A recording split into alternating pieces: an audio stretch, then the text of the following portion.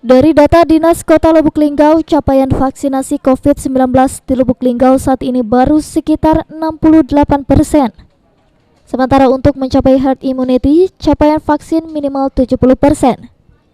Oleh karenanya, tim Satgas Penanganan COVID-19 Kota Lubuk Linggau bersama TNI Polri terus gencar melakukan vaksinasi. Selanjutnya, Kapolres Lubuk Linggau AKBP Nuryono meminta tim vaksinator Polres Lubuk Linggau untuk lebih mengoptimalkan fasilitas kesehatan Urdokes dan Mapolsek yang melakukan penyuntikan vaksin dengan membuka layanan vaksin setiap hari.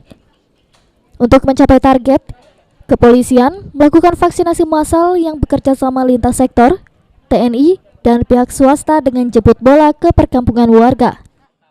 Pandemi ini belum berakhir, masih saja ada penyebarannya, makanya kita harus perketat lagi protokol kesehatan kita ya untuk menjaga keselamatan masyarakat di Kota Lubuk.